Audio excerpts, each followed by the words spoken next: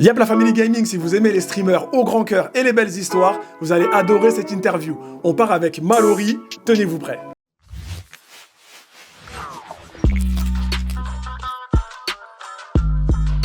Déjà, tu peux te présenter en rapide. Bien sûr, eh bien, moi, je me présente, du coup, c'est Mallory. Je stream depuis 2015. Je suis créatrice de contenu à plein temps, du coup, maintenant en micro-entreprise, depuis 2 ans. Et je fais principalement du Call of Duty, du Fortnite, du The Crew Motorfest et du coup, en live dans le respect et la bienveillance. Voilà, donc on est à fond. On essaye de faire des game viewers, de tous passer une bonne journée. J'essaye d'être proche de la commu et que tout le monde kiffe un maximum. Trop bien. Donc bienvenue chez la Team Bouffe. Trop stylé la présentation. On va faire la première question. Hop, là je lui dis, as-tu une anecdote marquante ou un moment inoubliable en stream? As-tu une anecdote marquante ou un moment inoubliable en stream? J'en ai tellement. En vrai, il y a trop d'anecdotes à raconter, mais si je devais en donner une assez marquante en vrai, c'était à mes débuts de live où du coup je faisais vraiment ça pour le plaisir et non pour en tant que métier. Pour en vivre, ouais. En soi. Et du coup j'étais assez jeune et femme de ménage, donc je gagnais pas beaucoup ma vie. Et la commu a été assez généreuse et très proche de moi dès le départ.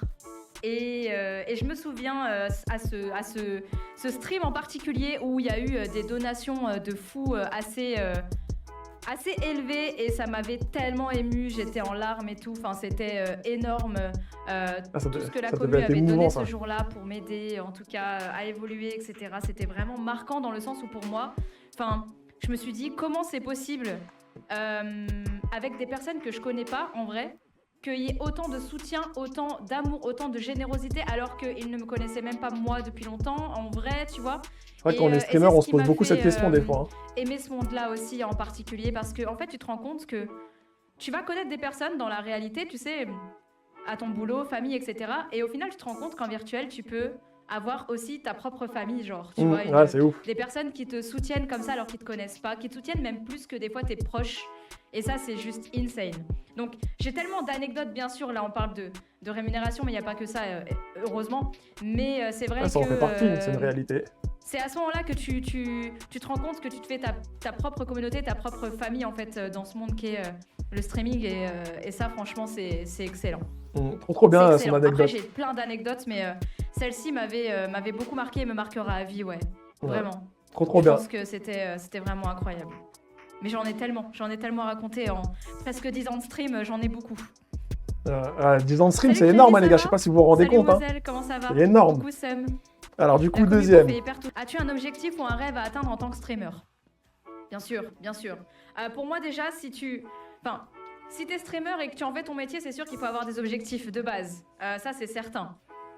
Merci Bikyo pour le raid. Merci beaucoup. Mettez-lui des vidéos, s'il vous plaît.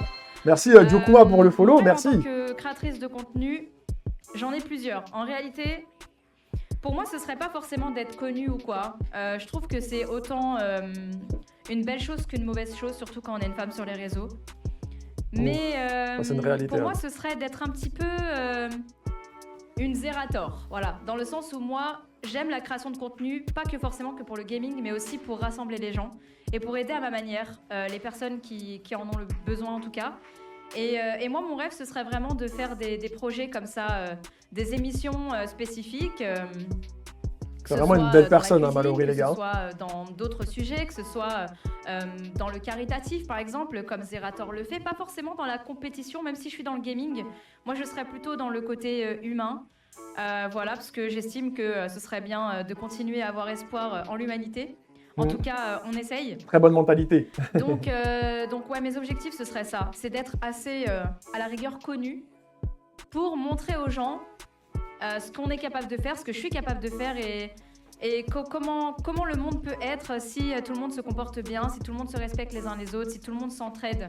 Au lieu de tout le temps penser au mauvais, tout le temps penser à la compétition, tout le temps penser à se comparer. Tu vois, ce genre de bail, un peu ce qui peut être mauvais dans la création de contenu, moi j'aimerais le transformer en bonne chose. Voilà, donc Ce serait ça mon objectif. Et bien sûr, si je peux, voyager à New York à Noël. L'objectif est magnifique. Mais, Le truc qui n'a rien à voir. Sinon, en soi, vraiment, ce serait de rassembler les troupes, de faire plein de cadeaux, plein de giveaways, de faire des events, de rassembler les gens, voilà, de régaler, trop bien. De montrer ce qui est bien dans la création de contenu et pas forcément tout le mauvais. Voilà. Trop bien. Daron du game qui dit ouais, elle est touchante, ouais, elle est très touchante. Ouais. Yo Ney, comment ça va? Je suis une mauvaise. Comment va? Salut chasseur de gazelle, ça va? Du coup, la dernière question, c'est selon toi, quelles sont les qualités essentielles pour être un bon streamer? Ça, c'est une question pour vous. Selon toi, quelles sont les qualités essentielles pour être un bon streamer? Alors, avec l'expérience que j'ai derrière moi, je dirais déjà la première chose, c'est d'être authentique. Moi, je sais que je suis une personne qui aime pas quand les gens jouent un personnage à l'écran et que quand tu les découvres en réalité, les personnes sont pas du tout les mêmes. Donc moi, je dirais authentique déjà. La rigueur, la détermination et surtout faire ça avec passion. Pour moi, c'est comme n'importe quel métier. Si tu veux en faire ton métier un jour, si tu fais le stream mais en pensant qu'à l'argent, tu vas pas forcément réussir. Moi, je pense sincèrement que avoir le souci du détail, c'est important. Il y a tellement de personnes, tellement de streamers qui se lancent, qui se demandent pourquoi ils réussissent pas, pourquoi ils n'y arrivent pas. Mais je pense que, sincèrement, si déjà tu t'auto-contrôles pas et que tu regardes pas ce qui est bien en arrière-plan sur ton stream, que tu te mets pas à la place de ton viewer, tu peux pas forcément évoluer. Après, je pense sincèrement que c'est bien ces conseils. Le monde du streaming, quand bien même tu serais quali, par exemple comme toi Break, il faut aussi dans ce monde-là être pistonné, faire des events, faire des feats, etc. Se faire connaître aussi, je pense qu'on peut pas forcément y arriver tout seul. Et ça, c'est une leçon que j'ai apprise avec le temps. C'est que quand bien même tu te donnes beaucoup de mal et quand bien même tu serais quali et tu mériterais de réussir, je pense sincèrement qu'il faut être aidé par les autres et pas tout faire tout seul. Voilà, donc déléguer le travail du mieux que l'on peut en tout cas et être soutenu avec des bonnes personnes et pas forcément des personnes qui vous descendent. Voilà, ça c'est important de bien s'entourer. Mais je dirais rester authentique et puis animer, avoir la fibre un petit peu. Au final, trouver son stream comme si c'était une émission télé, tu vois, animer son live, présenter, c'est carrément ça. Pas très bien, mais parler avec la commu, rigoler avec les gens, donner un petit truc en plus à ton live que les autres n'auraient pas et donner une raison aux gens en fait de rester sur ton live ou même de venir. Que ce soit sur les clips que vous faites sur les réseaux sociaux. C'est ça, faut tester plein de choses. Même en live, voilà, si vous faites tel ou tel jeu, même ne serait-ce des jeux qui sont pas forcément niche, mais apportez votre touche personnelle qui fait que les gens vont rester pour vous et non pas pour les jeux que vous allez faire, quoi. Donc dans tous les cas, ne lâchez rien, quand bien même ça pourrait mettre du temps, les gars. Je pense que j'en suis la preuve, même si je suis pas une grande streameuse aujourd'hui avec beaucoup de specs, j'ai mis 7 ans à obtenir le partenariat Twitch. J'étais à l'usine avant, je me levais tôt le matin, je faisais des horaires de fou. Une battante, je faisais des horaires aussi le week-end, l'après-midi, le matin, les streams pour y arriver, pour tryhard, pour avoir plus de matos, pour être plus quali sur les lives, pour avoir plus de monde sur les lives. Je pense sincèrement qu'il faut se donner cœurs et âme dedans si on veut y arriver et ne jamais lâcher, toujours rester déterminé et surtout être rigoureux, c'est ça la clé. Et ne jamais lâcher. Se soucier du détail. On a tendance à lâcher rapidement. Correctement, regarder ses lives, s'auto-contrôler, regarder ses rediffs. C'est tout un boulot, voilà, même le côté informatique, OBS, tout savoir. Moi, je dis souvent, les gars, vous pouvez pas y arriver sur les lives si déjà vous connaissez pas OBS. C'est con à dire, mais c'est comme si vous aviez votre voiture, les gars, et vous connaissez pas votre code de la route. N'hésitez pas à poser la question à d'autres streamers. Piloter, si au final tu connais pas déjà ton propre matos, tu vois. Eh bien pour moi, le stream c'est pareil. Voilà, tu peux pas te prétendre streamer, en tout cas créateur de contenu, si tu ne connais pas déjà le matériel avec lequel tu bosses, tu vois. Voilà, c'est logique. Enfin, il y a tellement de choses pour connaître le monde de la création de contenu, mais c'est un métier qui est sous-coté et qui n'est pas souvent pris au sérieux, mais prenez au sérieux et ne lâchez rien, même si les gens ne croient pas en vous. Même si des personnes de votre famille ne vous soutiennent pas, vous visez vos objectifs, visez vos rêves et voilà, donnez tout, quoi. Trop bien. On va lui dire un gros merci.